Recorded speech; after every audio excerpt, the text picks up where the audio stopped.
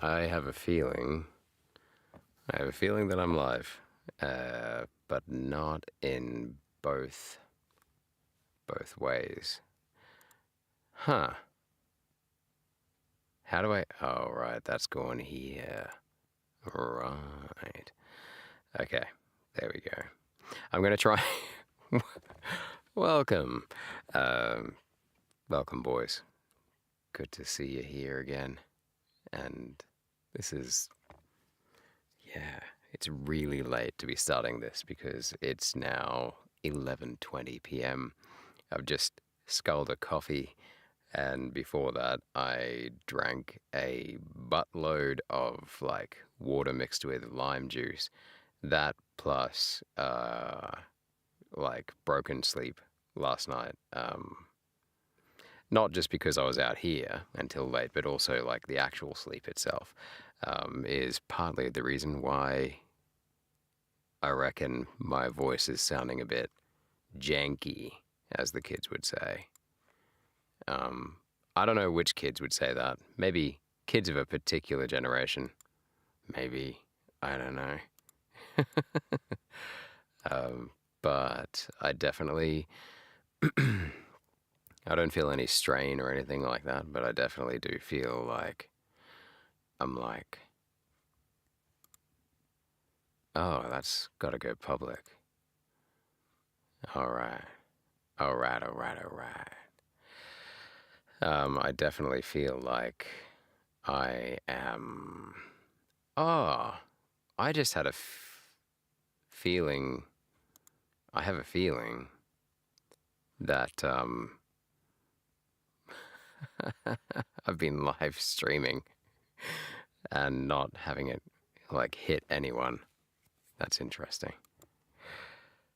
Oh, oh, pardon me.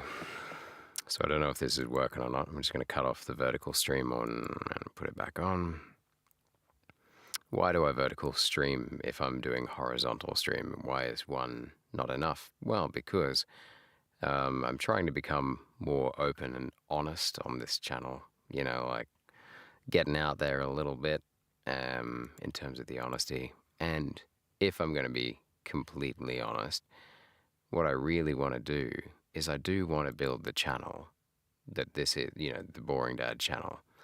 Um, yeah, I would love to have, um, I would love to have people join the channel and for people to watch the channel, me narrating to you guys, because, yeah, like I say in the channel blurb, and like I say in like the what do you call it? The like I said in a stream the other night, I'd love it if I could monetize this channel. I mean, I don't know if it's going to happen. I don't think it's going to happen. I don't know if it's going to happen through the live. That's for sure by the looks of it, which is why I made sure that I found out how to, I think, make it stream in vertical, like so people when they scroll through their shorts feeds, it makes it work for them. Like people can discover the channel that way. Uh, I, I honestly don't know. I don't know if this is working right now. I have no idea of knowing if it's even streaming vertical. Would be nice to know. But at the same time, yeah, if it happens, it happens. And if it doesn't, then it doesn't. And that's fine too. It says strength excellent. Stream health is excellent. Does that mean that I'm streaming? I don't even know. Like, I actually have no idea.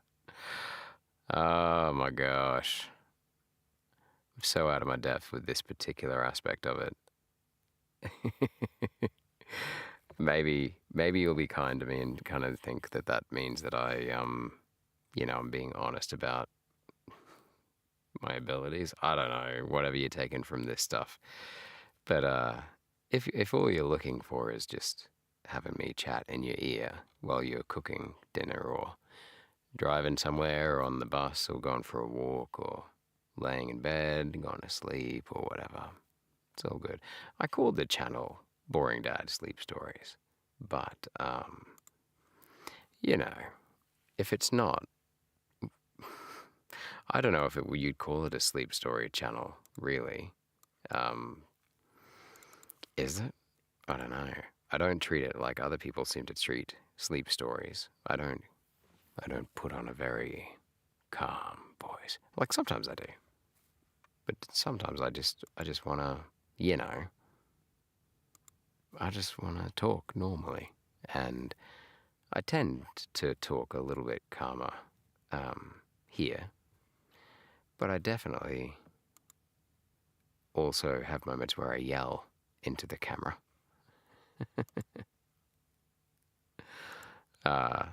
For the sake of the, you know, the, the story. So, right. Okay, I have a feeling that this isn't streaming vertical, and I don't know how to change that. Actually, no, I will.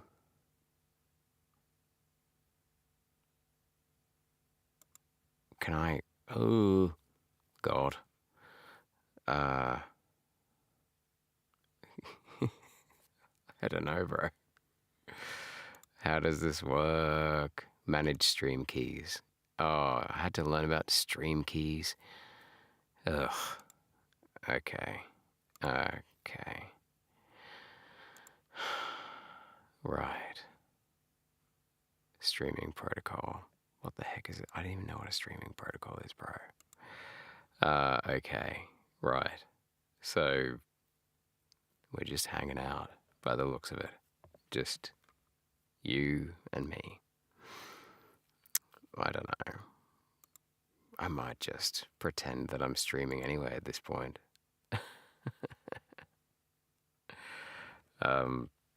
If I put this on, at least then, okay, right. Nothing I'm saying makes sense to you guys because you're not seeing what I'm seeing, but I'm just kind of fiddling between settings. What we did yesterday was we read the first part of 3 of this short story called The Machine Stops by E.M. Forster. Oh. I don't think that coffee's going to get me through, boys. My aim was to read the entire thing. It was pretty ambitious, turns out, because I got to the end of part 1, where it said she repeated, "No ideas here," and hid Grease, not Grace, Grease behind a metal blind, as she's on her way to see her son Kuno, after he's coaxed her to come and see him. So,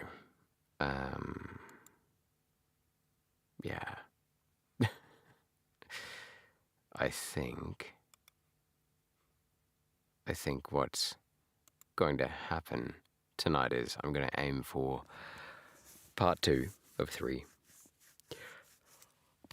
Oh, pardon me. And if I'm feeling really, really kind of keen, then I'll jump on part 3 tonight. But I'm not sure if I will.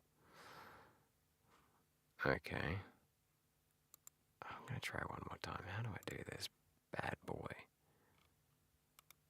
How do I? Oh my gosh.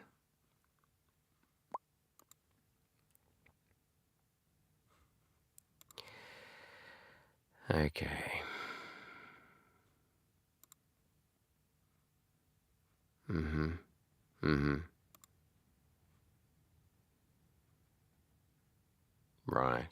Right. Okay. So, I don't. Oh my god. I'm getting so sick of, like, trying to, figure this out. But I really want to do it. Like, you're seeing my what's the word I'm looking for? Like, not idiosyncrasy, neurosis coming out here. Like, I really want it to work because I had a vision of how it was going to go, and I know I'm telling you guys all the time at the moment that you've got to, roll with the punches. But I'm not sure if I'm very good at that, actually. Oh, I think it's working. All right, okay, there we go.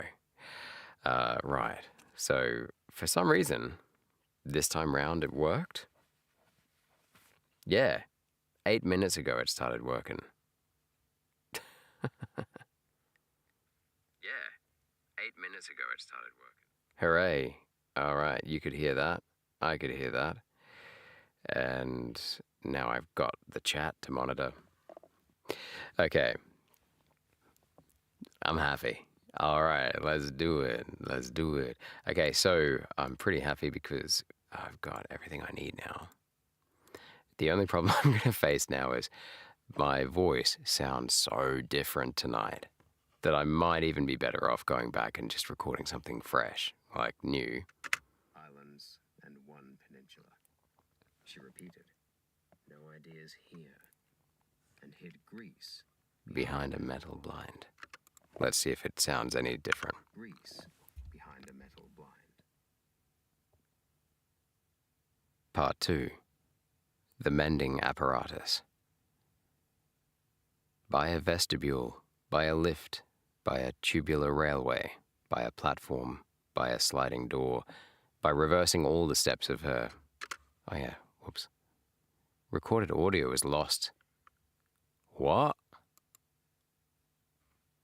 Oh, that's bad. Oh, there was a dropout. Okay. I've never really figured this out because it doesn't seem to actually affect the recording, but every now and then it'll come up with a warning saying that it's dropped out. And it shows you where the dropouts were. They're usually about a microsecond at a time. I suppose if you're recording really high quality stuff, and I appreciate this for a piece of software like Audacity, which is free, completely free. Like I don't see there being any way to pay them, even if you wanted to. I really appreciate that they're going to that level of quality, especially probably for non-voiceover purposes. But anyway, let's see if it sounds any different. By a vestibule and hid Greece. Oh my God, it sounds the same. That's both great and also really frustrating. Greece behind a metal blind. Part 2. The mending apparatus. By a vestibule, by a lift, by a tubular railway, by a platform, by a sliding door, by reversing all the steps of her departure did Vashti arrive at her son's room, which exactly resembled her own. She might well declare that the visit was superfluous. The buttons, the knobs, the reading desk with the book, the temperature, the atmosphere, the illumination, all were exactly the same. And if Kuno himself, flesh of her flesh, stood close beside her at last, what profit was there in that? She was too well bred to shake him by the hand.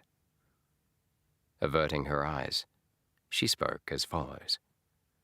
Here I am. I have had the most terrible journey and greatly retarded the development of my soul.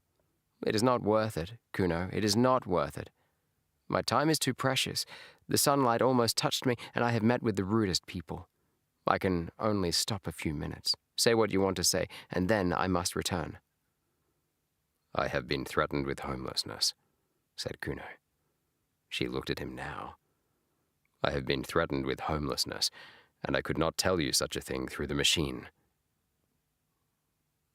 Homelessness means death. The victim is exposed to the air, which kills him. I have been outside since I spoke to you last. The tremendous thing has happened. No, he needs to sound more excited than that. Dropouts again. Okay. And I could not tell you such a thing through the machine. Turn off dropout detection. Yes, please. It's annoying the crap out of me. And I could not tell you such a thing through the machine. Homelessness means death. Should she, tell you such a thing through the machine. Homelessness means death. The victim is exposed to the air, which kills him. I have been outside since I spoke to you last. The tremendous thing has happened. Have been outside since I spoke to you last. The tremendous thing has happened, and they have discovered me. But why shouldn't you go outside? She exclaimed. It's perfectly legal, perfectly mechanical to visit the surface of the earth. I have lately been to a lecture on the sea. There is no objection to that. One simply summons a respirator and gets an egression permit. It's not the kind of thing that spiritually minded people do, and I've begged you not to do it. There is no legal objection to it. I did not get an egression permit. Oh, then how did you get out? I have found out a way of my own. Not I have. Not get an egression permit. Then how did you get out? I found out a way of my own. The phrase conveyed no meaning to her, and he had to repeat it. Way of your own, she whispered. But that would be wrong. Why? The question shocked her beyond measure. You are beginning to worship the machine. The question shocked her beyond measure. You are beginning to worship the machine, he said coldly. You think it irreligious of me to have found out a way of my own. It was just what the committee thought. Religious of me to have found out a way of my own. It was just what the committee thought when they threatened me with homelessness. At this, she grew angry. I worship nothing, she cried. I am most advanced. I don't think you're irreligious. Should I cut back in mid-rant? I worship nothing. At this. Who is it? She grew angry. Sorry, I'm just saying that because I'm trying to recapture the state of her voice when she's cranky back at the start. Maybe I'll just go back. No, I think I got it. At this. She grew angry. I worship nothing, she cried. I am most advanced. I don't think you irreligious, for there is no such thing as religion left. All the fear and the superstition that existed once have been destroyed by the machine. I only meant that to find a way of your own was... Besides, there is no new way out. So it is always supposed. Except through the vomitories, for which one must have an egression permit. It is impossible to get out. The book says so. Well, the book's wrong.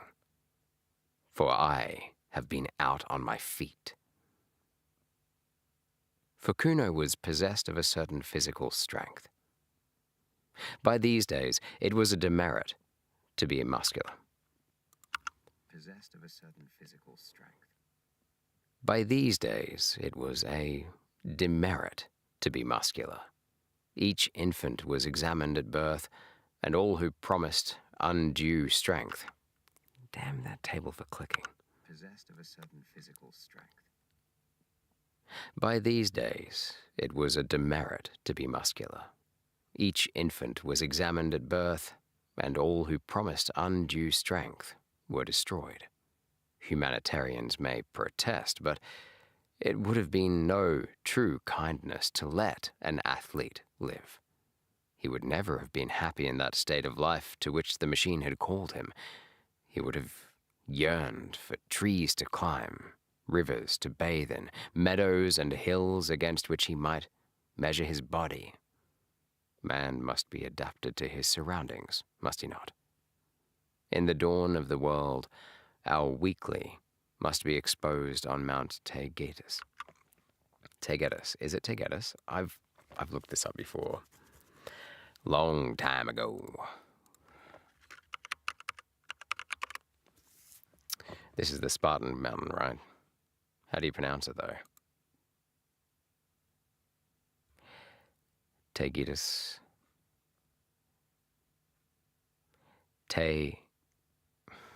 How do I pronounce it? I might have to go to YouTube for this one.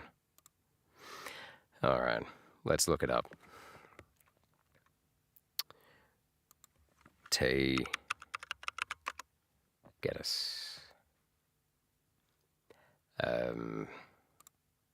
Okay, let's hope I don't get pulled up for copyright here.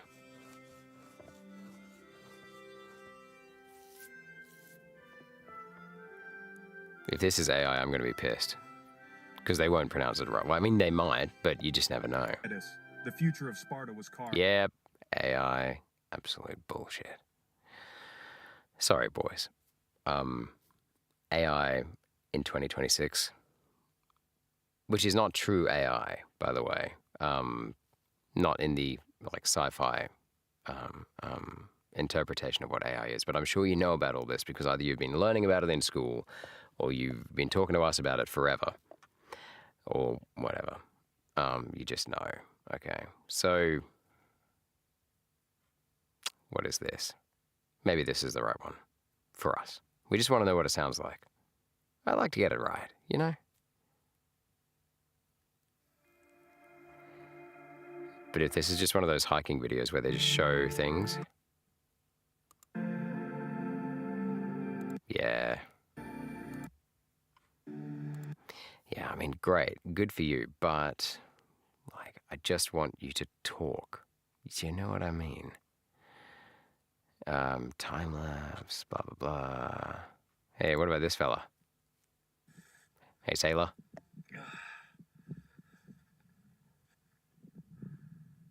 Am I allowed to say he looks American? $10 he's American. What? Talk, bro. Anyway, he might not be American, I don't know. Seems like something that I should probably not worry about. Check this shit out. Okay, bro. What? He's loving it. What? I mean, this is pretty cool, to be fair. Oh, he's running through. It's just a road hewn straight into the side and underneath the mountain. That's pretty rad. Do you want to maybe, Fucking look at that. Fuck. Incredible. I mean, it is. But that guy, I know that voice. Like, I don't know that guy, but I know this, what he's just feeling the adrenaline and the dopamine from running and feeling good about himself. Good on you, mate. Looks like he's having a good day in that one. All right. Uh-huh. Does no one give a shit about this mountain? Okay.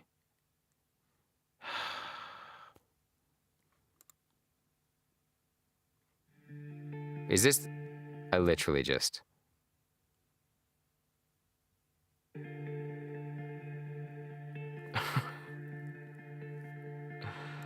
I just looked it up. I just looked at that one already.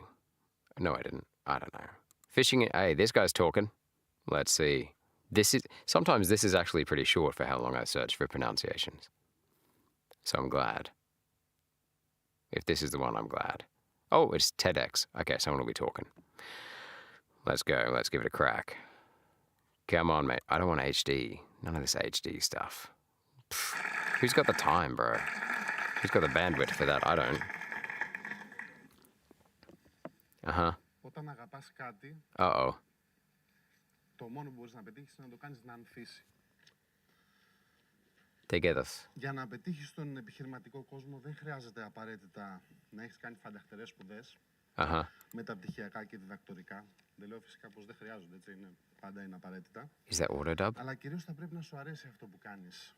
Να το πιστεύεις, να έχεις διορατικότητα, να το αγαπάς, να μπορείς να ασχοληθείς μαζί του, να το εξελίξεις και να το φτάσεις εκεί που πρέπει. Γεννήθηκα στο Καστόρι Λακωνίας. Nah. I'm not going to watch 18 minutes of that and pretend I know what I'm doing, but basically, I'm going to say Tegedas. Tegitus. Tegitus? Now that sounds like it's out of Asterix and Obelix. Okay. Boys, have you read Asterix and Obelix yet? You'll love it. Be adapted to his surroundings, must he not? He would have yearned for... Oh, wait, no.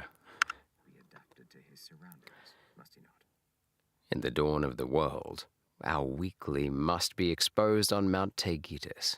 In its twilight, our strong will suffer euthanasia, that the machine may progress, that the machine may progress, that the machine may progress eternally. You know that we have lost the sense of space.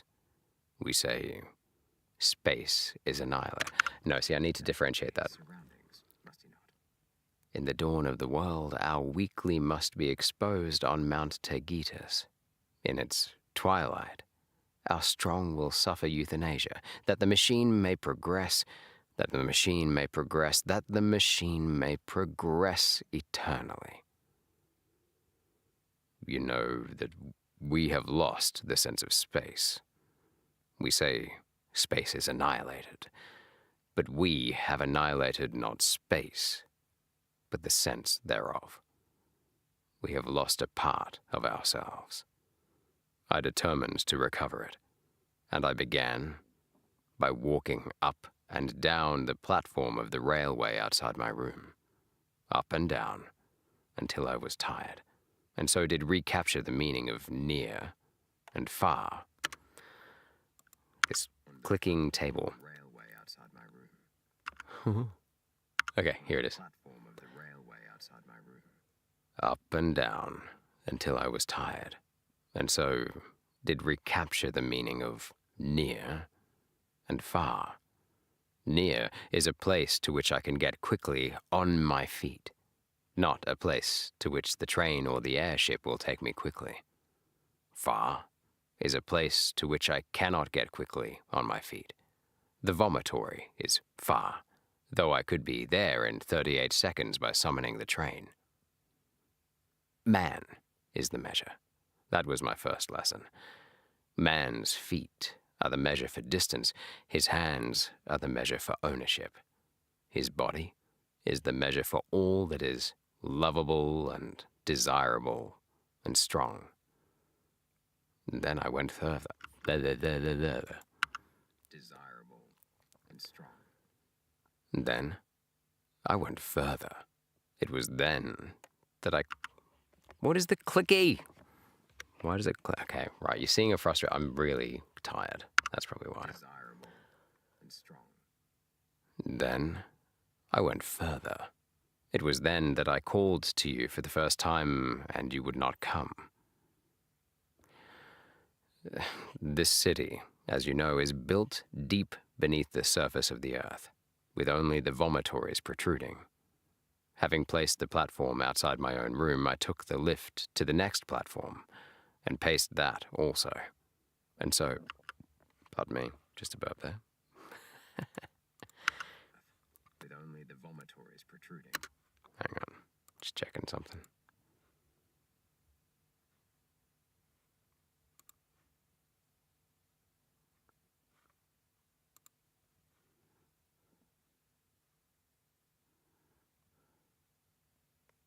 Okay. All right, okay.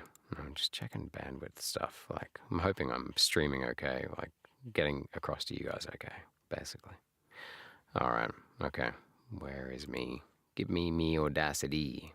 All right, there we go. The earth, with only the vomitories protruding. I took...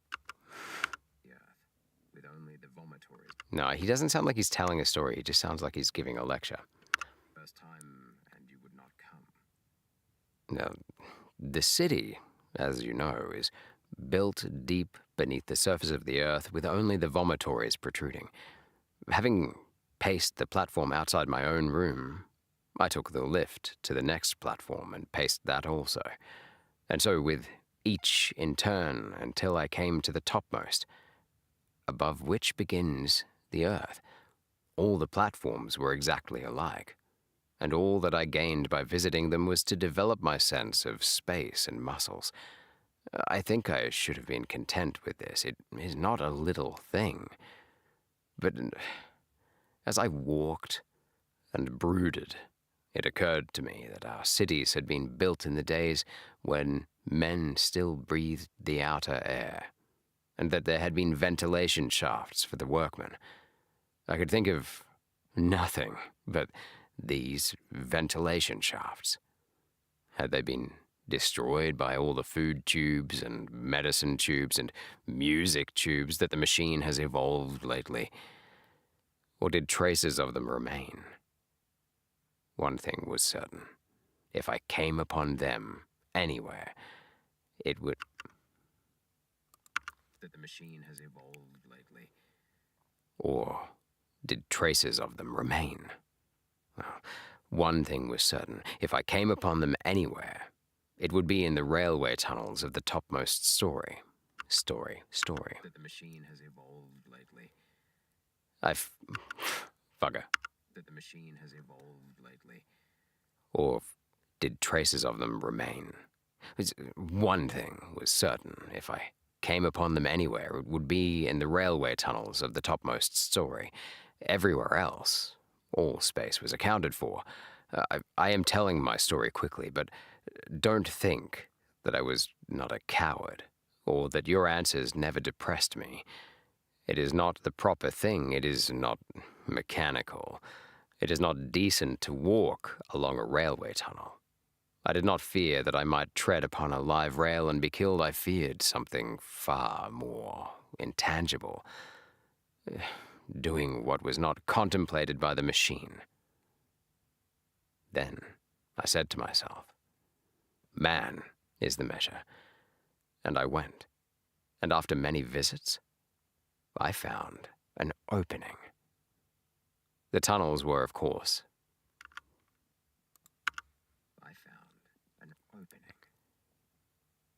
The tunnels were, of course. Read it right, man. An opening. The tunnels were... It's not were, bro. The tunnels, of course, were lighted. Everything is light. Artificial light. Darkness is the exception.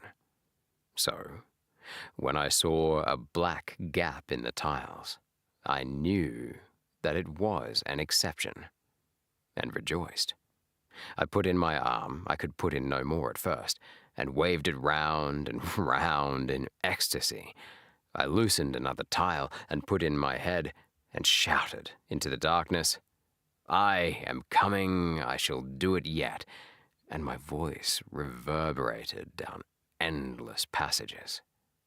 I seemed to hear the spirits of those dead workmen who had returned each evening to the starlight and to their wives, and all the generations who had lived in the open air called back to me, you will do it yet.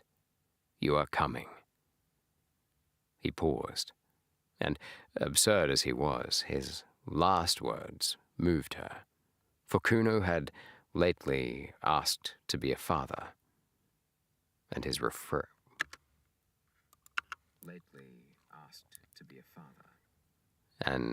request had been refused by the committee.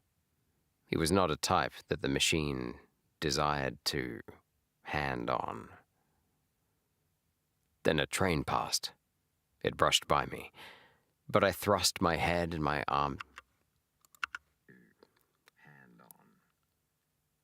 Then a train passed. It brushed by me, but I thrust my head and arms into the hole. I had done enough for one day, so I crawled back to the platform, went down in the lift, and summoned my bed. Ah, what dreams. And again I called you, and again you refused. She shook her head and said, Don't talk of these terrible things. You make me miserable. You are throwing civilization away. But... no, he's got to protest. You are throwing civilization away. But I had to get... You are throwing civilization away. But I had got back the sense of space, and a man cannot rest then. I determined to get in at the hole and climb the shaft.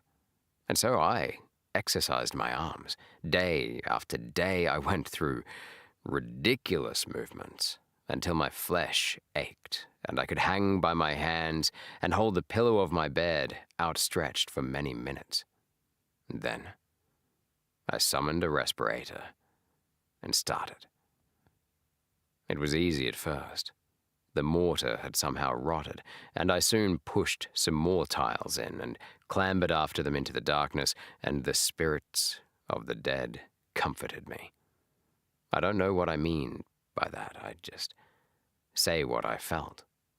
I felt, for the first time, that a protest had been lodged against corruption, and that even as the dead were comforting me, so I was comforting the unborn.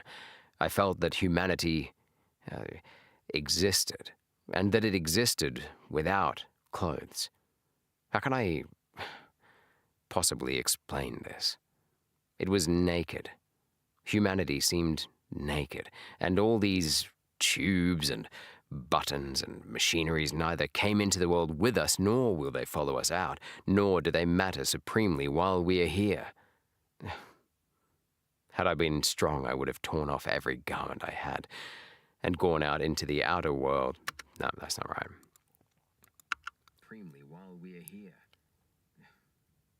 Had I been strong, I would have torn off every garment I had and gone out into the outer air unswaddled. This is not for me, nor perhaps for my generation. I climbed with my respirator and my hygienic clothes and my dietetic tabloids. Better thus than not at all. There was a ladder made of some primeval metal. The light from the railway fell upon its lowest rungs, and I saw that it led straight upwards out of the bubble at the bottom of the shaft. Perhaps our ancestors ran up and down it a dozen times daily in their building. As I climbed, the rough edges cut through my gloves so that my hands bled. The light helped me for a little, and then came darkness, and, worse still, silence, which pierced my ears like a sword. The machine hums. Did you know that? Its hum penetrates our blood and may even guide our thoughts. Who knows? I was getting beyond its power. Then I thought, this silence means that I am doing wrong. But I heard voices in the silence, and again, they strengthened me. He laughed. I had need of them. The next moment, I cracked my head against something. She sighed. I had reached one of those pneumatic stoppers that defend us from the outer air. You may have noticed them on the airship. Pitch dark. My feet on the rungs of an invisible ladder, my hands cut. I cannot explain how I lived through this part. But the voices still comforted me, and I felt for fastenings. The stopper, I suppose, was about 8 feet across. I passed my hand over it as far as I could reach. It was perfectly smooth. All right, quick drink. Up, up, up, up. I'm having a good time. Oh, water and lime juice tonight. Rightio. It was perfectly smooth. Then I thought, oh wait, no, whoops. It was perfectly smooth. I felt it, almost to the center. Not quite to the center, for my arm was too short. And then the voice said, jump. It is worth it. There may be a handle in the center, and you may catch hold of it, and so come to us your own way. And if there is no handle, so that you may fall and are dashed to pieces, it is still worth it. You will still come to us your own way. So I jumped. There was a handle, and he paused. Tears gathered in his mother's eyes. She knew that he was fated. If he did not die today, he would die tomorrow. There was not room for such a person in the world, and With her pity, disgust mingled. She was ashamed at having borne such a son. She, who had always been so respectable and so full of ideas, was he really the little boy to whom she had taught to use of his... Nah, man. Disgust mingled. She knew... Disgust mingled. She was ashamed at having borne such a son. She who had always been so respectable and so full of ideas, was he really the little boy to whom she had taught the use of his stops and buttons, and to whom she had given his first lessons in the book? The very hair that disfigured his lip showed that he was reverting to some savage type. On atavism, the machine can have no mercy. There was a handle, and I did catch it. I hung, tranced over the darkness, and heard the hum of these workings as the last whisper in a dying dream. All the things that I had... The last whisper in a dying dream. All the things I had cared about, and all the people I had spoken to through tubes, appeared infinitely little. Meanwhile, the handle revolved. My weight had set something in motion, and I span slowly, and then... I cannot describe it. I was lying with my face to the sunshine. Blood poured from my nose and ears, and I heard a tremendous roaring. The stopper, with me clinging to it, had simply been blown out of the earth, and the air that we make down here was escaping through the vent into the air above. It burst up like a fountain.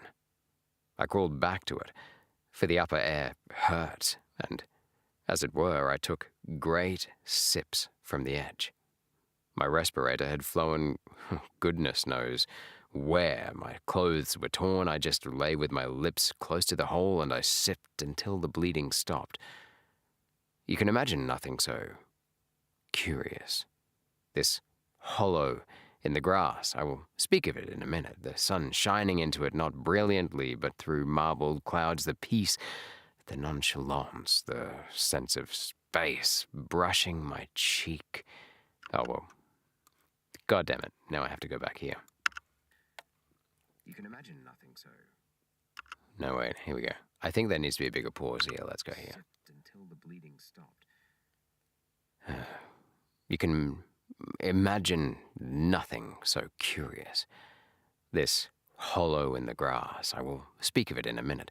The sun shining into it, not brilliantly, but through marbled clouds. The peace, the nonchalance, the sense of space, and brushing my cheek, the roaring fountain of our artificial air. Soon I spied my respirator. Nah, okay. Of our artificial... Hey there in the chat. Soon I spied my respirator, bobbing up and down in the current high above my roaring fountain. No. Oh, no. Say hi in the chat, feel free. Soon I spied my respirator, bobbing up and down in the current high above my head, and higher still were many airships. But no one ever looks out of airships, and in my case, they could not have picked me up. There I was, stranded. The sun shone a little way down the shaft and revealed the topmost rung of the ladder, but it was hopeless trying to reach it. I should either have been, not I should. Trying to reach it. I should either have been tossed up again by the escape, or else have fallen in and died. I could only lie on the grass, sipping and from time to time glancing around me. I knew that I was in Wessex, for I had taken care to go to a lecture on the subject before starting. Wessex lies above the room in which we are talking now. It was once an important state. Its kings held all the southern coast from the Andritsfalt to Cornwall, while the Vanstyke protected them in the north, running over high ground. No, that's not right. Sorry. Was once an important state. I've lost my bloody place. Hang on, guys. Sorry about this. There we go. Its kings. Once an important state. Its kings held all the southern coast from the Andritsfalt to Cornwall, while the Vanstyke protected them on the north, running over high... Was once an important state. It was... Oh, God. I'm sorry. Hang on. Last time. Come on, let's do this. Its kings held all the southern coast from the Andritsfalt to Cornwall, while the Vanstyke protected them on the north, running over the high ground. The lecture was not only concerned with the rise of Wessex, so I do not was only concerned. I'm balking. Help me out. Help me out here.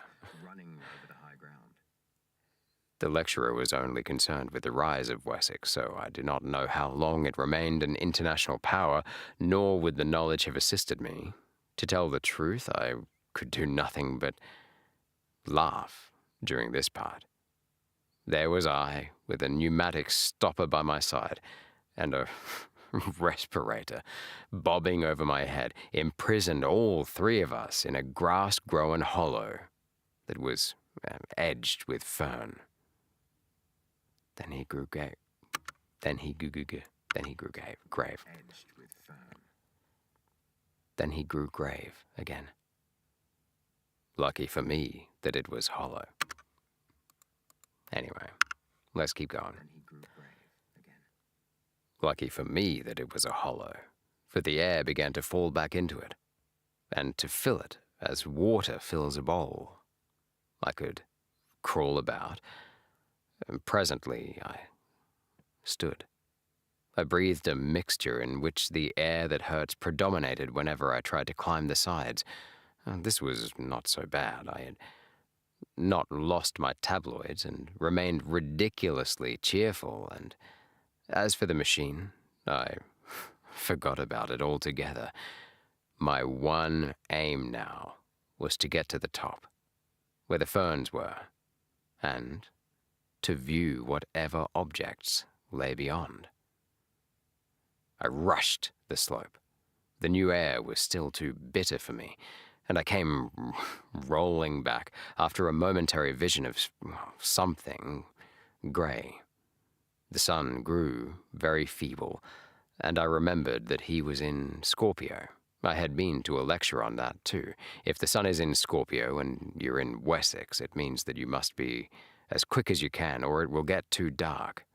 This is the first bit of useful information I have ever got from a lecture, and I expect it will be the last. It made me try frantically to breathe the new air, and to advance as far as I dared out of my pond. The hollow filled so slowly.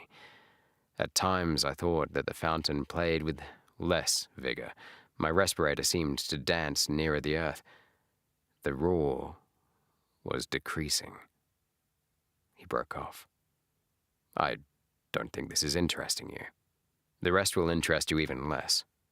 There are no ideas in it, and I wish that I had not troubled you to come. We are too different, Mother. She told him to... Hang on, let me just get a drink. It's hot in here. I'll keep going now. Let's go. Trouble you to come. We are too different, Mother.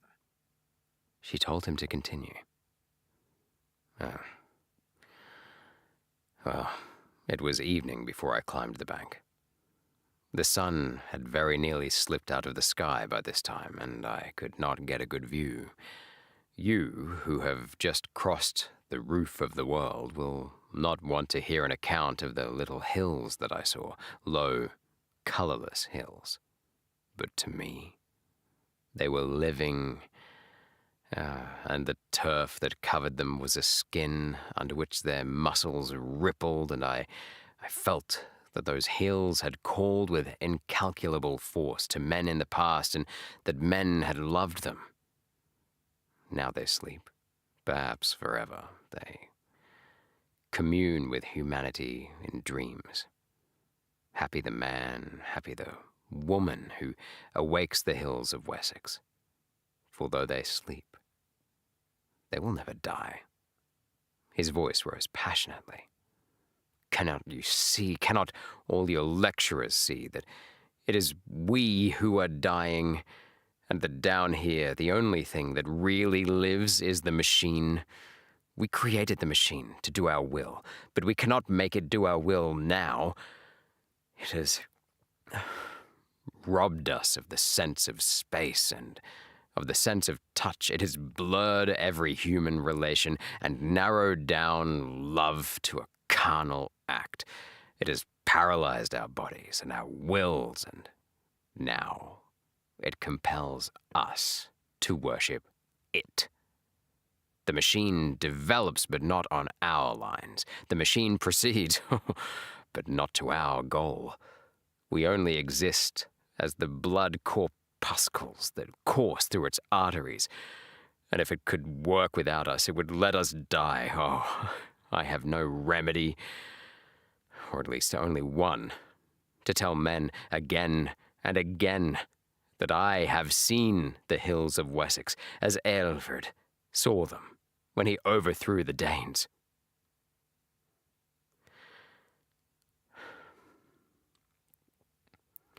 So the sun set. I forgot to mention that a belt of mist lay between my hill and other hills, and that it was the color of pearl. He broke off for a second. Damn it. All right, this working for you boys? And viewer in the chat. He broke off for the second time. Go on, said his mother wearily. He shook his head. Go on. Nothing you can say can distress me now. I am hardened. Oh, no, I had meant to tell you the rest, but I cannot. I know that I cannot. Goodbye. Vashti stood, irresolute. All her nerves were tingling with his blasphemies. But she was also inquisitive. This is unfair, she complained. You have called me across the world to hear your story, and hear it I will.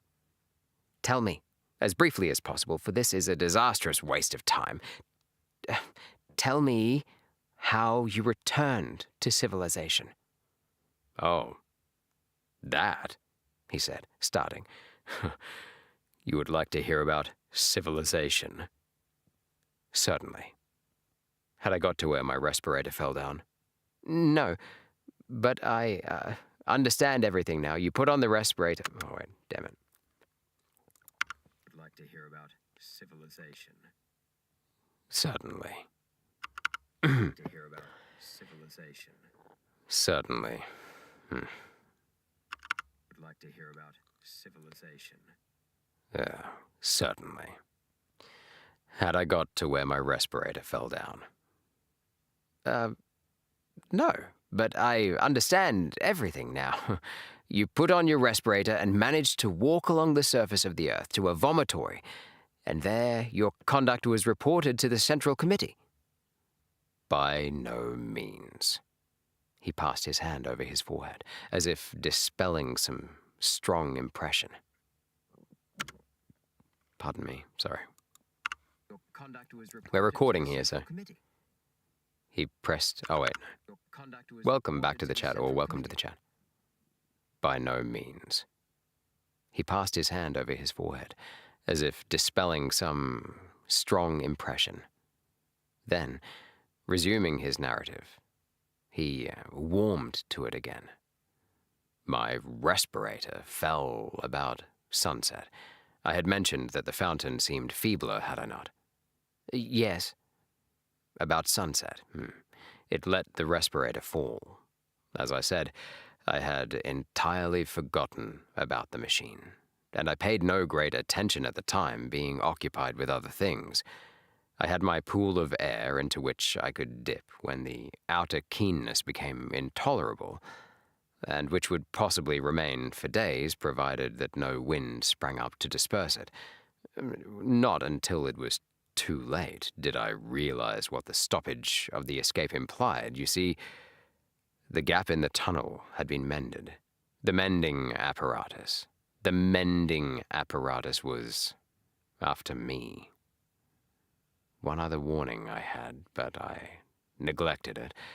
The sky at night was clearer than it had been in the day, and the moon, which was about half the sky behind the sun, shone into the dell, at moments quite brightly. I was in my usual place, on the boundary between the two atmospheres, when I thought I saw something dark move across the bottom of the dell and vanish into the shaft. Oh, in my folly, I ran down. I bent over and listened, and I thought I heard a faint scraping noise in the depths. At this, but it was too late. I took alarm. I determined to put on my respirator and to walk right out of the dell. But my respirator had gone. I knew exactly where it had fallen, between the stopper and the aperture, and I could even feel the mark that it had made in the turf. It had gone, and I realized that something evil was at work, and I had better escape to the other air, and if I must die running towards the cloud that had been the color of a pearl.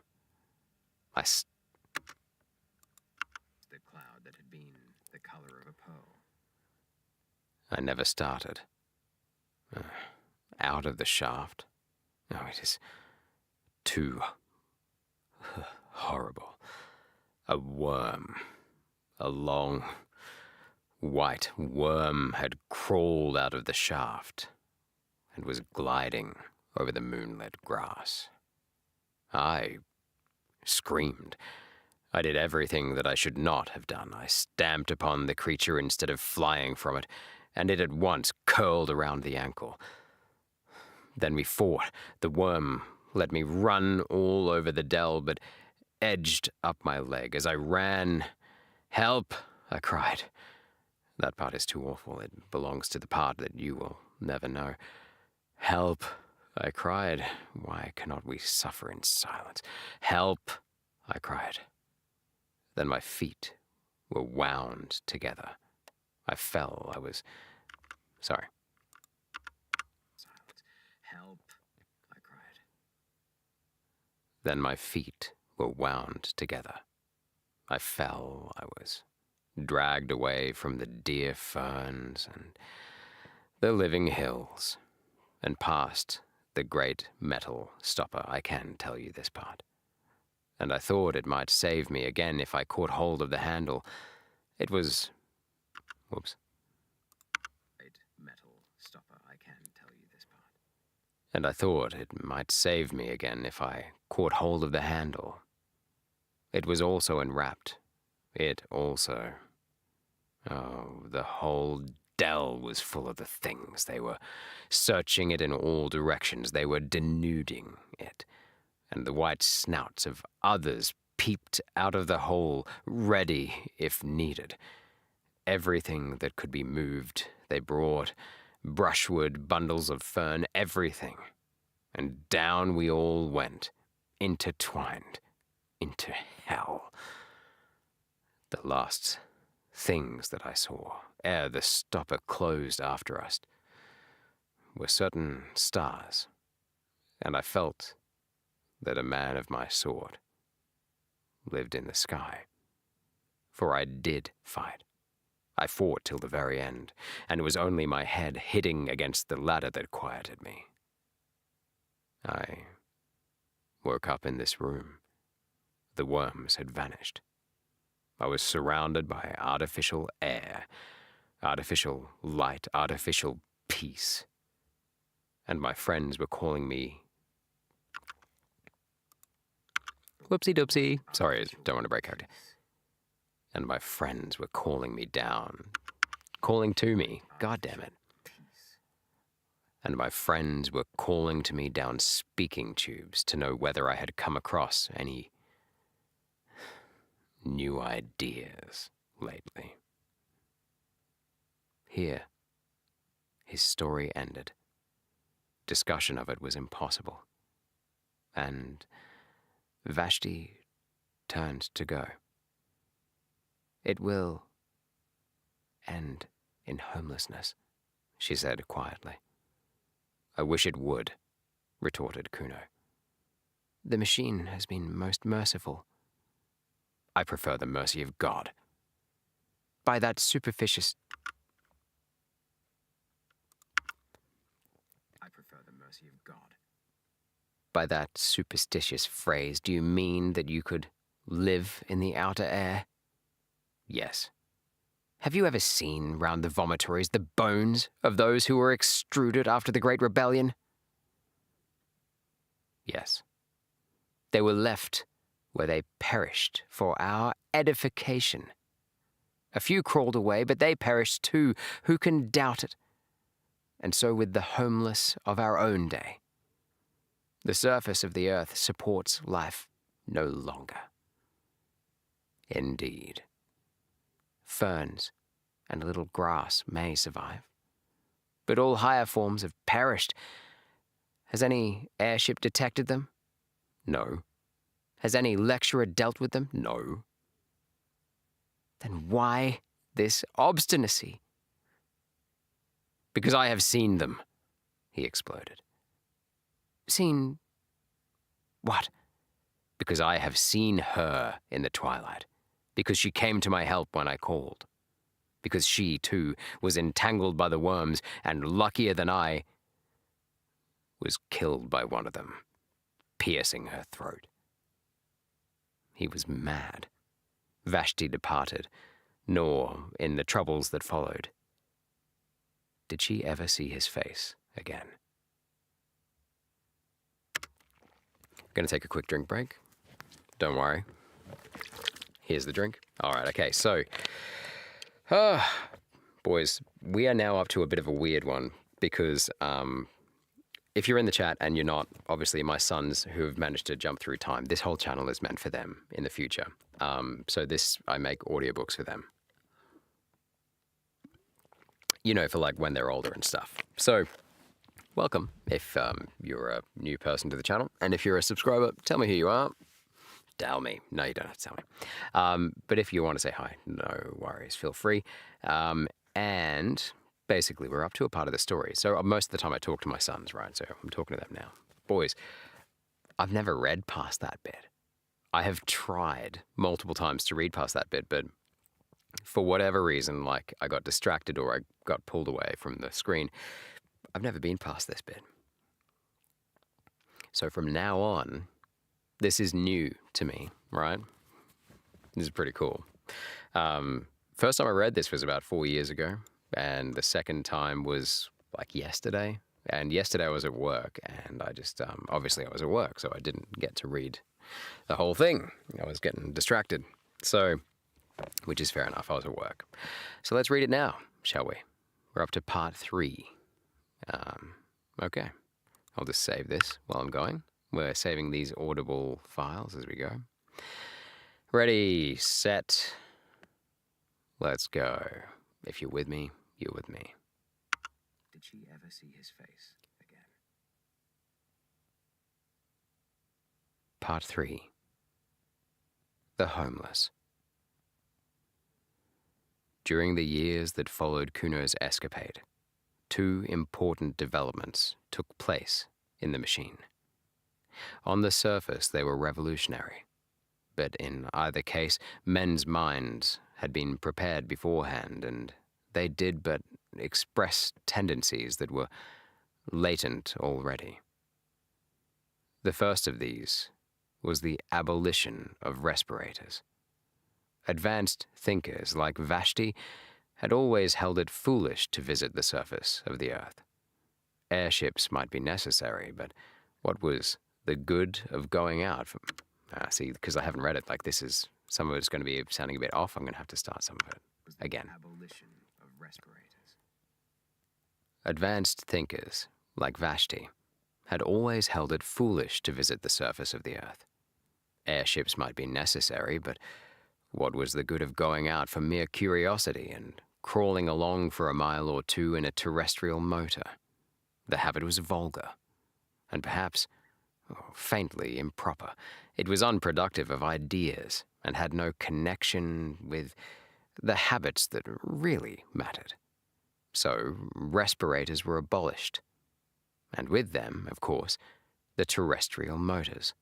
And except for a few lecturers who complained that they were debarred access to their subject matter, the development was accepted quietly. Those who still wanted to know what the earth was like had, after all, only to listen to some gramophone or to look into some cinematophote. And even the lecturers acquiesced when they found that a lecture on the sea was none the less stimulating when compiled out of other lectures that had already been delivered on the same subject. Holy moly. Okay, that's kind of what AI does. I'm just saying. Like, generative AI takes things from other sources and makes them their own. Wow, that's pretty cool. All right. Moving on. I'll take it back one sentence. And even the lecturers acquiesced when they found that a lecture on the sea was none the less stimulating when compiled out of other lectures that had already been delivered on the same subject. "Beware of first-hand ideas," exclaimed one of the most advanced of them. "First-hand ideas do not really exist. They are but the physical impressions produced by love and fear. And on this gross foundation, who could erect a philosophy? Let your ideas be second-hand, and if possible, 10th-hand, for then they will be far removed from that disturbing element. Direct observation. Do not learn anything about this subject of mine, the French Revolution. Learn instead what I think enchaînement, thought, horizon, thought, Gooch, thought, Ho Yung, thought, Chi Bo Sing. I can't keep faking this. I don't know these names. This is bizarre. These are obviously all really like, you know.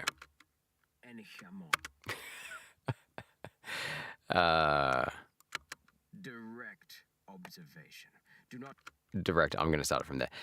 I'm going to have to try and make up these, like, the pronunciations. I don't have the time because I've got to go to bed later after this. So, like, you know, times are ticking. It's like 12:30 at night. So, I'm going to do my best. I think Urisen, but they're all different cultures, so I'll try my best. Bear with me. If I get it wrong, don't tell me. From that disturbing element. Direct observation. Do not learn anything about this subject of mine, the French Revolution. Learn instead what I think, that Ennichamon thought, Urisen thought, Gooch thought, Ho Young thought, Chibu Singh thought, Lafcadio Hearn thought, Carlyle thought, Mirabeau said about the French Revolution. Through the medium of these 8 great minds, the blood that was shed at Paris and the windows that were broken at Versailles will be clarified to an idea which you may employ most profitably in your daily lives. But be sure that the intermediates are many and varied, for in history one authority exists to counteract another. Urizen must counteract the skepticism of Ho Yang and Inichamon. I must myself counteract the impetuosity of Gooch. You who listen to me are in a better position to judge about the French Sorry. Oh man, this is wild. I didn't know. I should have looked them up, but it's too far now. I've sunk too much time into it already. But if I'd known that we were going to be going into each name individually, then maybe I should have looked it up. Anyway. All right. And Inishamon.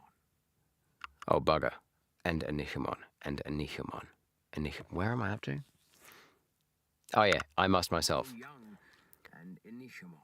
I myself must counteract the impetuosity of Gutch. You who listen to me are in a better position to judge about the French Revolution than I am. Your descendants will be even in a better position than you, for they will learn what you think, I think, and yet another intermediate will be added to the chain. And in time, his voice rose, there will come a generation that has got beyond facts, beyond impressions, a generation absolutely colorless, a generation seraphically free from taint of personality, which will see the French Revolution not as it happened, nor as they would have liked. Bugger. We're going well. Which will see the French Revolution not as it happened, nor as they would like it to have happened, but as it would have happened had it taken place in the days of the machine. Tremendous applause greeted this lecture, which did but voice a feeling already latent in the minds of men, a feeling that terrestrial facts must be ignored, and that the abolition of respirators was a positive gain. It was even suggested that airships be... No, that's a new vibe. It was even suggested that airships should be abolished too. This was not done, because airships had somehow worked themselves into the machine's system. But year by year they were used less and mentioned less by thoughtful men. The second great development was the re-establishment of religion. This, too, had been voiced in the celebrated lecture. No one could mistake the reverent tone in which the peroration had concluded. Had been voiced in the celebrated lecture. No one could mistake the reverent tone in which the peroration had concluded, and it awakened a responsive echo in the heart of each. Those who had long worshipped silently now began to talk. They described the strange feeling of peace that came over them when they handled the book of the machine, the pleasure that it was to repeat certain numerals out of it, however little meaning those numerals conveyed to the outward ear, the ecstasy of touching a button, however unimportant, or of ringing an electric bell, however superfluously. The machine, they claimed, feeds us and clothes us and houses us. Through it we speak to one another, through it we see one another, in it we have our being. The machine is the friend of ideas and the enemy of superstition. The machine is omnipotent, eternal. Blessed is the machine. And before long, this allocution. Blessed is the machine. And before long, this allocution was printed on the first page of the book. And in subsequent editions, the ritual swelled into a complicated system of praise and prayer. The word religion was sedulously avoided, and in theory the machine was still the creation and the implement of man, but in practice all, save a few retrogrades, worshipped it as divine. Nor was it worshipped in unity. One believer would be chiefly impressed by the blue optic plates through which he saw other believers, another by the mending apparatus which sinful Kuno had compared to worms, another this is wild, another by the lifts, another by the book, and each would pray to this or to that, and ask it to intercede for him with the machine as a whole. Persecution, that was also present. It did not break out, for reasons that will be set forward shortly, but it was latent, and all who did not accept the minimum known as undenominational mechanism can't read on the spot. But it was latent. And all who did not accept the minimum known as undenominational mechanism lived in danger of homelessness, which means death, as we know. To attribute these. Here we go. Which means death, as we know. Pardon me. Which means death, Okay. as we know. To attribute these two great developments to the Central Committee is to take a very narrow view of civilization. The Central Committee announced the developments, it is true, but they were no more the cause of them than were the kings of the imperialistic period the cause of war. Rather did they yield to some Imperialistic period, the cause of war. Rather did they yield to some invincible pressure which came no one knew whither, and which, when gratified, was succeeded by some new pressure equally invincible. To such a year it was... to such a state of affairs, sorry. My bad. New pressure, Moving on. equally invincible. To such a state of affairs, it is convenient to give the name of progress. No one confessed the machine was out of hand. Year by year, it was served with increased efficiency and decreased intelligence. The better a man knew his own duties upon it, the less he understood the duties of his neighbor. And all... This is idiocracy. I mean, this came before idiocracy. Man, it's crazy to read stuff like foundational texts like this and realize all these things that you love, all these narratives that you love, visual, written, whatever, are just like so derivative of stuff like this. And you should have been taught this stuff in school anyway. But like, this is derivative of other ideas. I know this, and stuff that was going on around the place, especially politically, philosophically, for years before and during this. Anyway, let's not go into it, boys. Let's just keep reading. And decreased intelligence. Where am I up to? Decreased intelligence. Here we go. The better a man. Decreased intelligence. The better a man knew his own duties upon it, the less he understood the duties of his neighbor. And in all the world there was not one who understood the monster as a whole. Those master brains had perished. They had left full directions, it is true, and their successors had each of them mastered a portion of these directions. Those directions, bugger, misread it.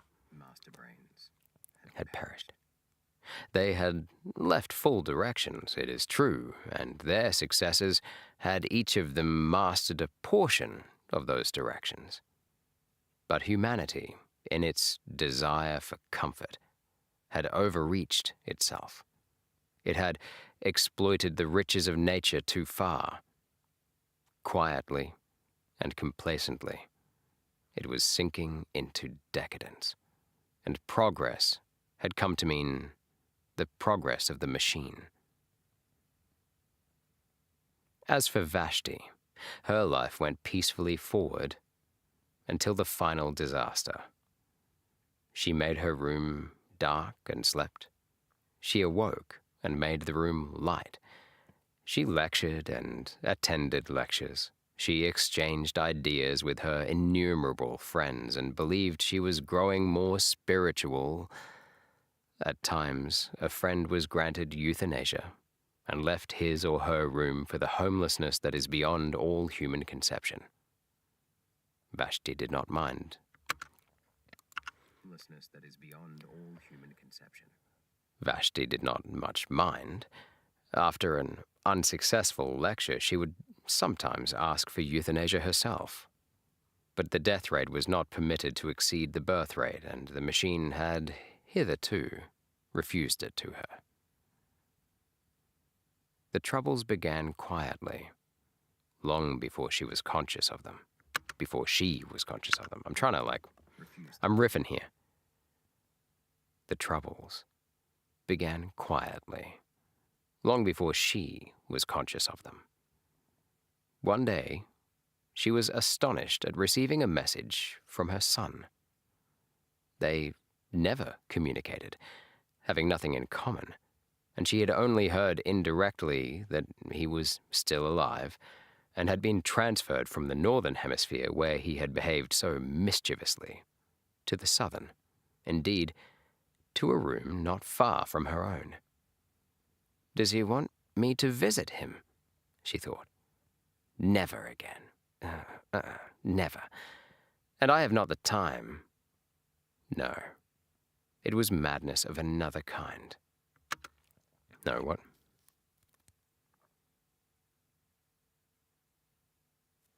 Hang on. Never. And I have not the time. No. It was madness of another kind.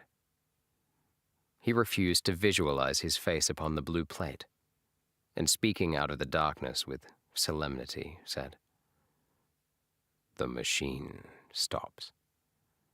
What do you say? The machine is stopping. I know it. I know the signs. She burst into a peal of laughter. He heard her and was angry, and they spoke no more. Can you imagine anything more absurd?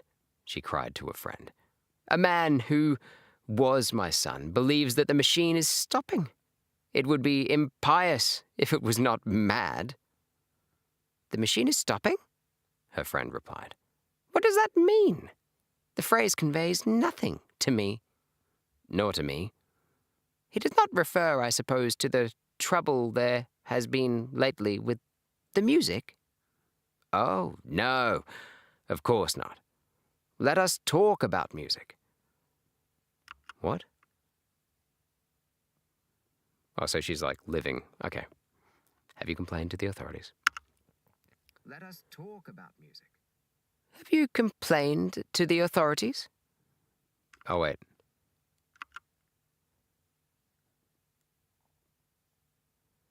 Okay, no. I think it's a double quote. Have you complained to the authorities? Yes, and they say it wants mending and referred me to the committee of the mending... Sorry. Let us talk about music. Have you complained to the authorities? Yes, and they say it wants mending and referred me to the committee of the mending apparatus. I complained of those curious, gasping sighs that disfigure the symphonies of the Brisbane school. They sound like someone in pain. The committee of the mending apparatus says that it shall be remedied shortly. Obscurely worried, she resumed her life. For one thing, the defect in the music irritated her. For another thing, she could not forget Kuno's speech. If he had known that the music was out of repair, he could not know it, for he detested music. If he had known that it was wrong, the machine stops, was exactly the venomous sort of remark he would have made. Of course, he had made it at a venture, but the coincidence annoyed her, and she spoke with some petulance to the committee of the mending apparatus. They replied, as before, oh, wait. Yeah, no, this still works. I'm not sure about those quotes. I'm not sure if I've mixed up the people, but I'm pretty sure I've got it right. Anyway, don't worry. To the committee of the mending apparatus. They replied, as before, that the defect would be set right shortly. Shortly? At once? She retorted. Why should I be worried by imperfect music? Things are always put right at once. If you do not mend it at once, I shall complain to the Central Committee. No personal complaints are received by the Central Committee, the Committee of Mending Apparatus replied. Through whom am I to make my complaint, then? Through us. I complain, then. Your complaint shall be forwarded in its turn. Have others complained? This question was unmechanical, and the committee of the mending apparatus refused to answer it. That's so funny. This question was... Have others complained?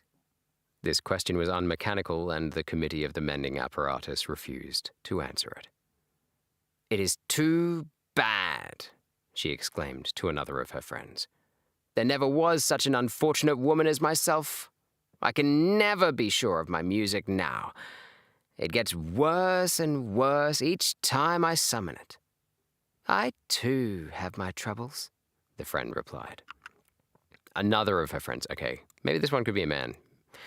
I don't know. Worse each time I summon it. "Oh, I too have my troubles," the friend replied. "Sometimes my ideas are interrupted by a slight jarring noise."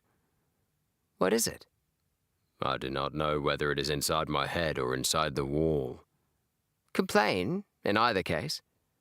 "I have complained, and my complaint will be forwarded in its turn to the Central Committee." Time passed.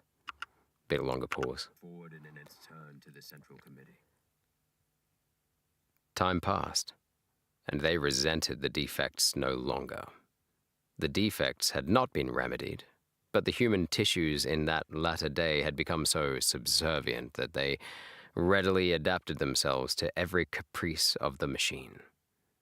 The sigh at the crisis of the Brisbane Symphony no longer irritated Vashti. She accepted it as part of the melody. Wait, no, I've got this quote wrong. Oh, no. She was the one that was saying,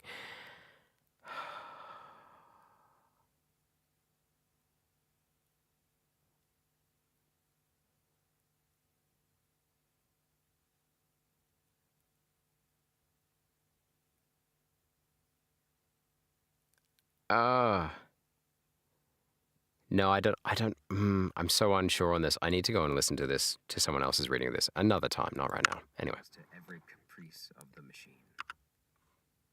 And that sentence needs work as well. Let's do that now. Might as well do that now. They resented the defects no longer. They resented the defects no longer. The defects had not been remedied, but the human tissues in that latter day had become so subservient that they readily adapted themselves to every caprice of the machine. The sigh at the crisis of the Brisbane Symphony no longer irritated Vashti. She accepted it as part of the melody. The jarring noise, whether in the head or in the wall, was no longer resented by her friend. And so with the moldy, artificial fruit, so with the bathwater that began to stink, so with the defective rhymes that the poetry machine had taken to emit.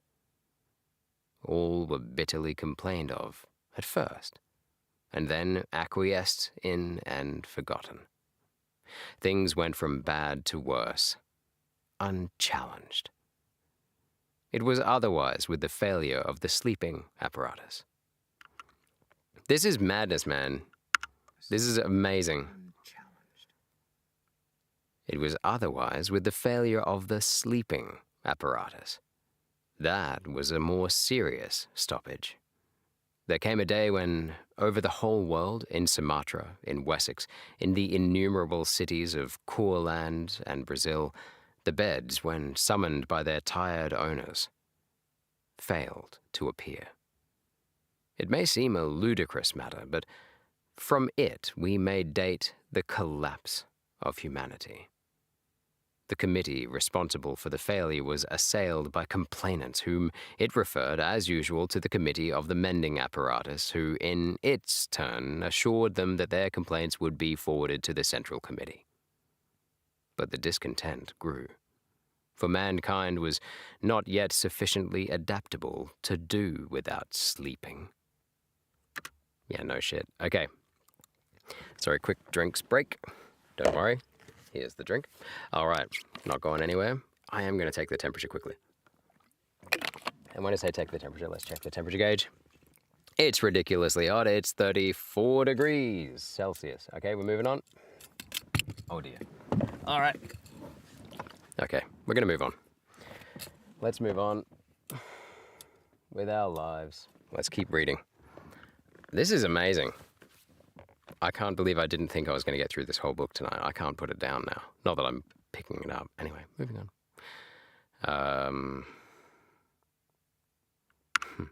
To do without sleeping. Someone is meddling with the machine, they began. Someone is trying to make himself king, to reintroduce the personal element.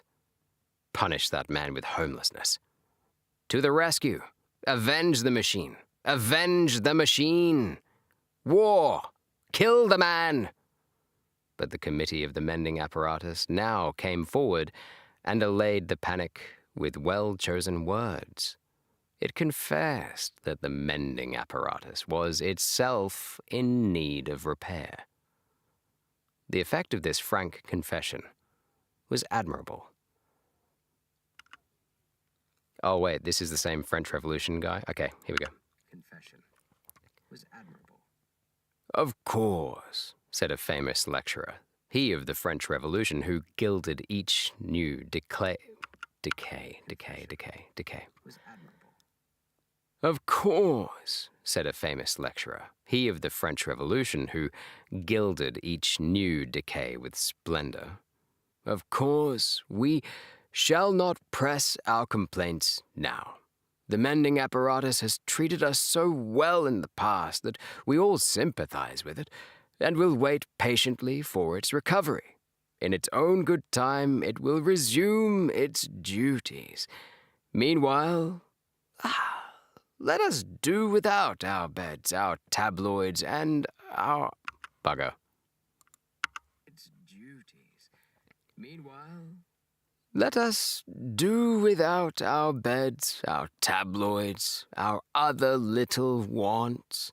Such, I feel sure, would be the wish of the machine. Thousands of miles away, his audience applauded. The machine still linked them.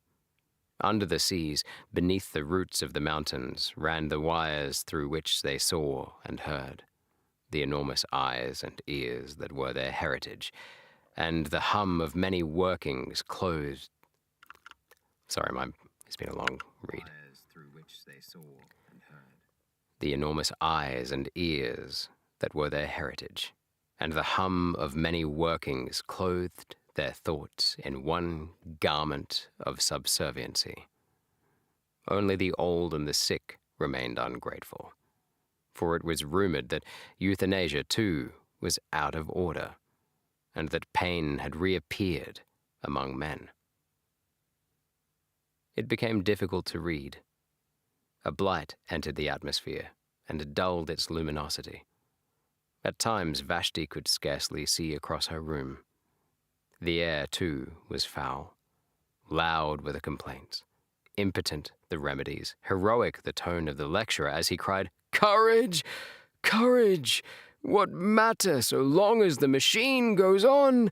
To it the darkness and the light are one." And though things improved again after a time, the old brilliancy was never recaptured, and humanity never recovered from its entrance into twilight. There was an hysterical talk of measures, of provisional dictatorship, and the inhabitants of Sumatra were asked to familiarize themselves with the workings of the central power station, the said power station being situated in France.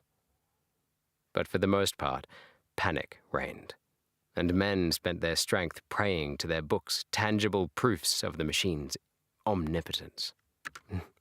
I nearly said impotence, so I'll just change that. I think it'll come through. Power station being situated in France.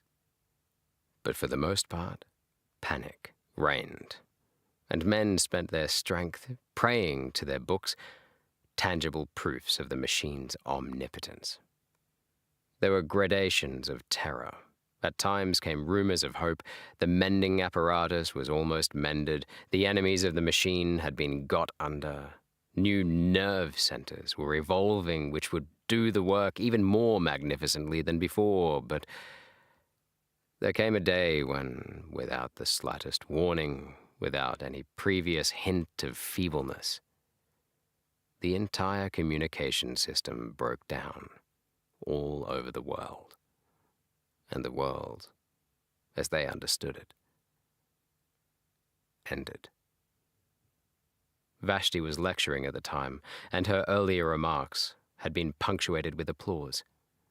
As she proceeded, the audience became silent, and at the conclusion there was no sound. Somewhat displeased, she called to a friend who was a specialist in sympathy. No sound. Doubtless the friend was sleeping. And so with the next friend. Oh, wait. There was no sound. Doubtless the friend was sleeping. And so with the next friend whom she tried to... I can't get that. There was no sound. Doubtless the friend was sleeping. And so with the next friend whom she tried to summon. And so with the next. Until she remembered Kuno's cryptic remark. The machine stops. The phrase still conveyed nothing. If eternity was stopping, it would of course be set going shortly. For example, there was still a little light and air. The atmosphere had improved a few hours previously. There was still the book, and while there was the book, there was security. Then she broke down. For with the cessation of activity came an unexpected terror. Silence. She had never known silence, and the coming of it nearly killed her. It did kill many thousands of people outright. Ever since her birth, she had been surrounded by the steady hum. It was to the ear what artificial air was to the lungs, and agonizing pains shot across her head. And scarcely knowing what she did, she stumbled forward and pressed the unfamiliar button, the one that opened the door of her cell. She gonna go outside? Damn, is she gonna go outside? I'm saying, is she gonna die? Like, is she gonna go up into the open world and die of cold? Or will it be like a Wall-E type ending where she seeks noise and she finds noise in other people's longing for noise? Okay, sorry, I'm just ranting now, but this is crazy. I can't take back this moment. This is the moment that I'm getting to the end of one of the greatest short science fiction narratives that I've ever read. I can't take back the unknowing. This is great. I'm having a blast. I'm sweating balls here, like I'm covered in sweat. I usually stop and open up the door, but I just want to keep reading. Let's go. All right. That opened the door of her cell. Now that the door... False start. Of her cell. Now the door of the cell worked on a simple hinge. Oh. Opened the door of her cell. Now the door of the cell worked on a simple hinge of its own. It was not connected with the central power station dying far away in France. It opened, rousing immoderate hopes in Vashti, for she thought that the machine had been mended. It opened, and she saw the dim tunnel that curved far away towards freedom. One look, and then she shrank back. For the tunnel was full of people. She was almost the last in that city to have taken alarm. People at any time repelled her, and these were nightmares from her worst dreams. People were crawling about. People were screaming, whimpering, gasping for breath, touching each other, vanishing in the dark, and ever and anon being pushed off the platform onto the live rail. Some were fighting round the electric bells, trying to summon trains which could not be summoned. Others were yelling for euthanasia. Hang on. Which could not be summoned. Others were yelling for euthanasia, or for respirators, or blaspheming the machine. Others stood at the doors of their cells, fearing, like herself, either to stop in them or to leave them. and behind all the uproar was silence. The silence which is the voice of the earth and of the generations who have gone. No, it was worse than solitude. She closed the door again and sat down to wait for the end. The disintegration went on, accompanied by horrible cracks and rumbling. The valves that restrained the medical apparatus must have been weakened, for it ruptured and hung hideously from the ceiling. The floor heaved and fell and flung her from her chair. A tube oozed towards her, serpent fashion. And the last, final... Here we go. Serpent fashion. And at last, the final horror approached.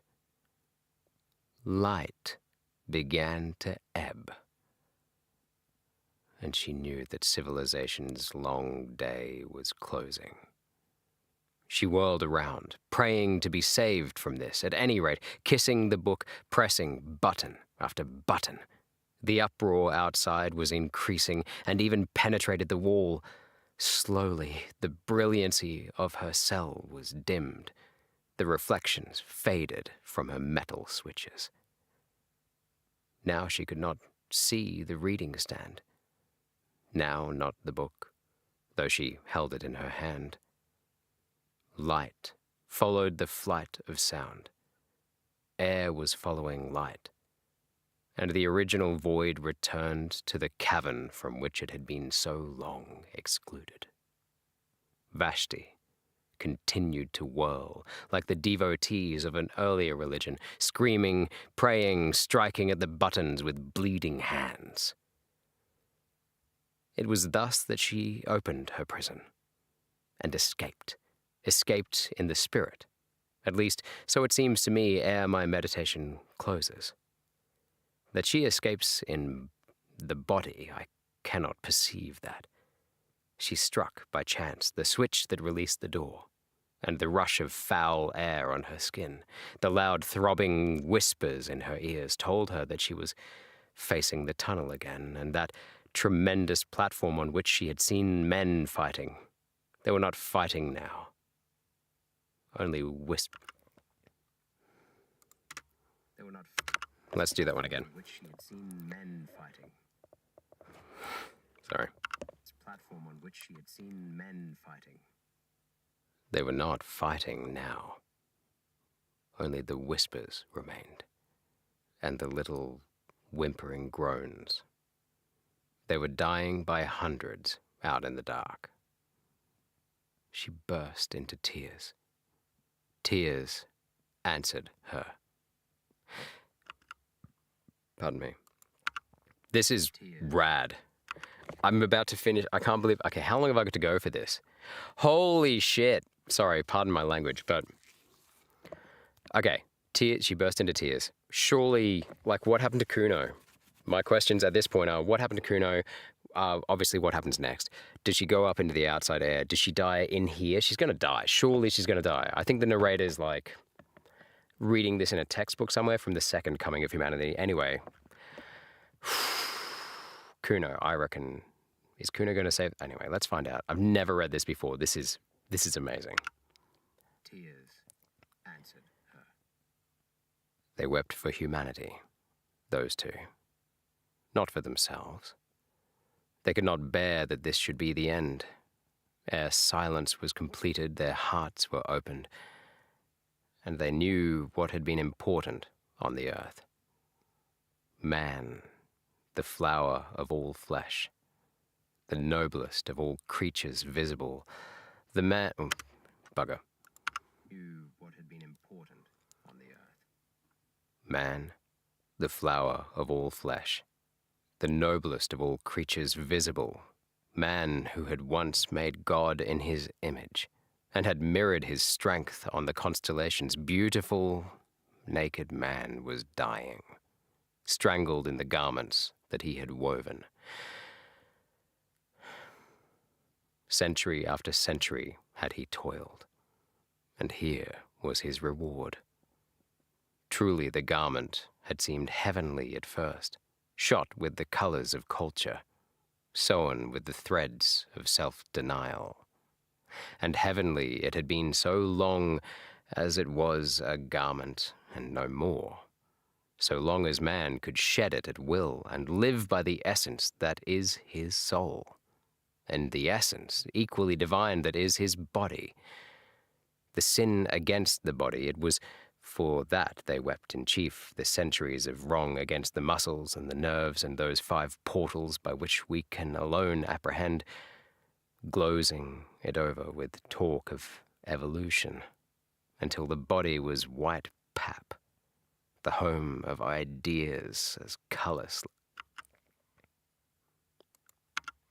Until the body. Here we go. Over with talk of evolution. Until the body was white pap, the home of ideas as colourless, last, sloshy stirrings of a spirit that had grasped the... God damn it. With talk of evolution. Until the body was white pap, the home of ideas as colourless, sorry, guys. Until the body was white pap, the home of ideas as colourless, last, sloshy stirrings of a spirit that had grasped the stars. "Where are you?" she sobbed. His voice in the darkness said, "Here." "Is there any hope, Kuno?" "None for us." "Where are you?"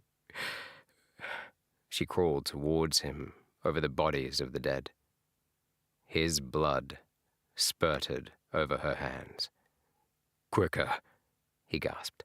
"I'm dying, but we touch, we talk, not through the machine." He kissed her. "We have come back to our own. We die, but we have recaptured life, as it was in Wessex, where Aelfred overthrew the Danes.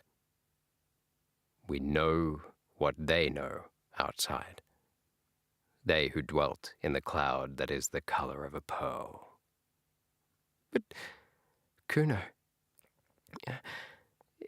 is it true? Are there still men on the surface of the earth? Is this tunnel, this poisoned darkness, really not the... Bugger. This is weird to watch, right? In the cloud, in the cloud that is the color of a pearl. But, Kuno, is it true? Are there still men on the surface of the earth? Is this tunnel, this poisoned darkness, really not the end?" He replied, "I have seen with them, spoken to them, loved them. They are hiding in the mist and the ferns until our civilization stops. Today they are the homeless. Tomorrow..." "Oh, tomorrow? Some fool will start the machine again tomorrow." "Never," said Kuno. "Never. Humanity has learned its lesson." As he spoke, the whole city was broken like a honeycomb. An airship had sailed in through the vomitory into a ruined wharf. It crashed downwards, exploding as it went, rending gallery after gallery with its wings of steel. For a moment they saw the nations of the dead, and, before they joined them, scraps of the untainted sky.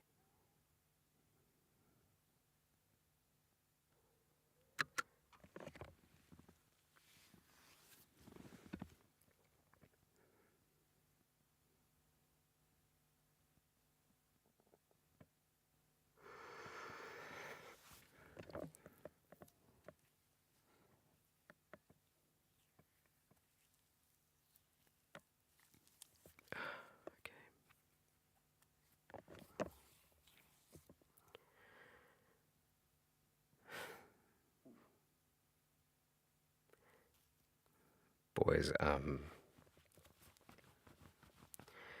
Yeah, no, it's hard to read that. It's hard to read that one. Humanity has learnt its lesson, has it? In 2026.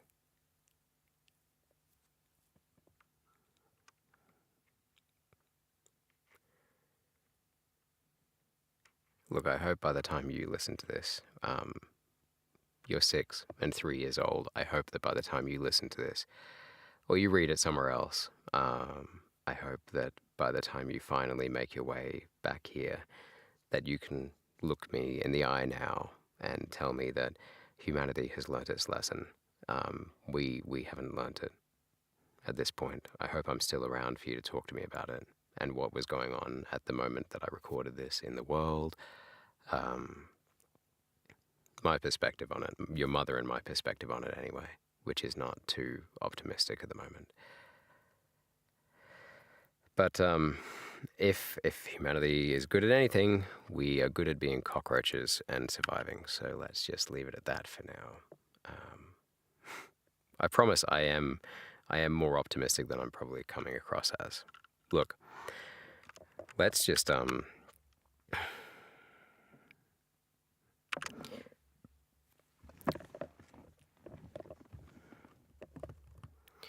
what we'll do is I'm sorry, that is one of the most hard-hitting things that I've read in a while.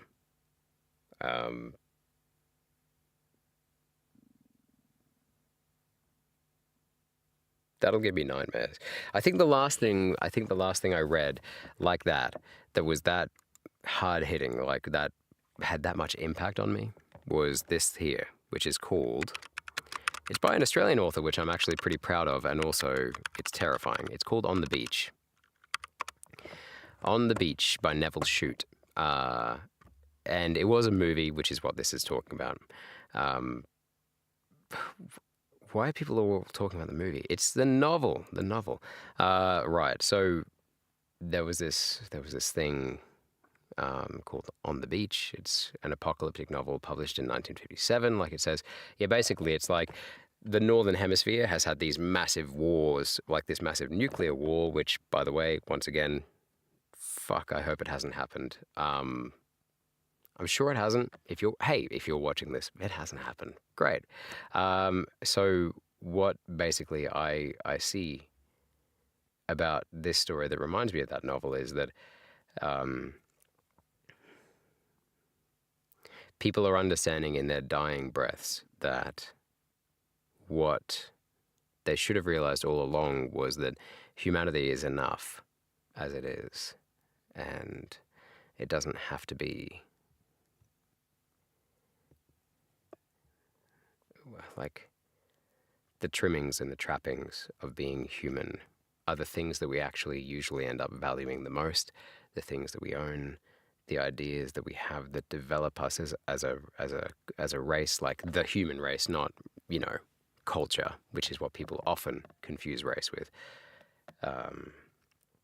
These aren't the things that matter to our survival, usually, like 99% of the time. Like, why the fuck are you going to need an iPad to survive, right? It's our connection to each other. And this book, On the Beach, and this one here, the moment the machine stops, is they are really good at pointing out that the human connection that people lack, and that they only realize once it's too late, usually is what should save us. Yeah. Look, I love you so much, guys. I'm going to leave the video there for tonight. I'm going to turn that audio recording that you're seeing on the screen there into an audiobook at some point. I'll probably listen to it over the next 24 hours. I might even upload it during our next live stream. I've got to go and process this. I'll be honest with you guys. I am not equipped to I don't have the skills to be able to talk about this. I don't have the skills to talk about this and not sound incoherent, because I don't, my opinions on it are so scattered at the moment. It's been a really confronting read, actually. I'm trying not to cry on stream. Not that it matters. Like we always say to you, like crying's not a problem. It just means your body's working properly. So, and your soul. But I will say good night. On an unrelated note, though, before I go, I've used this as my second monitor screen, and I can see Read Weird Stuff with me, which is, hey, Marissa, is it Marissa?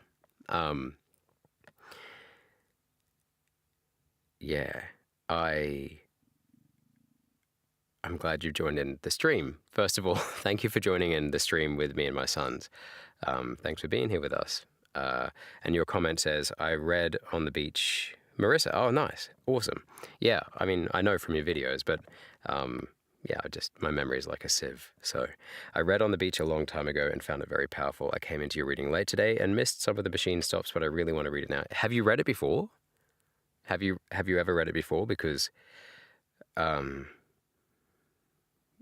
knew that it was a big deal in the literary world, like that I kind of dabble in. But I just had, like I had said at the start of the stream, I'd never managed to make it through in the 2 or 3 times that I've tried to read it before. 1 or 2 of those were years ago, but the most recent one was, you haven't read it yet. Amazing. I'm so excited for you. But it must be weird knowing how it ends, right? It's really cool. It's a great world build if you're into that kind of stuff.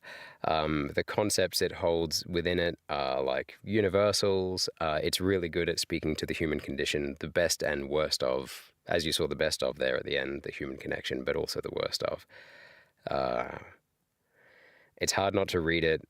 For me, I don't know what it's going to be like for you. I'd love to hear your take on it. I know you deal with weird fiction. I don't know if this counts as weird fiction, but it's hard to read it without basically imprinting it upon where we are now as a society. I kind of think that's what E.M. Forster was trying to do.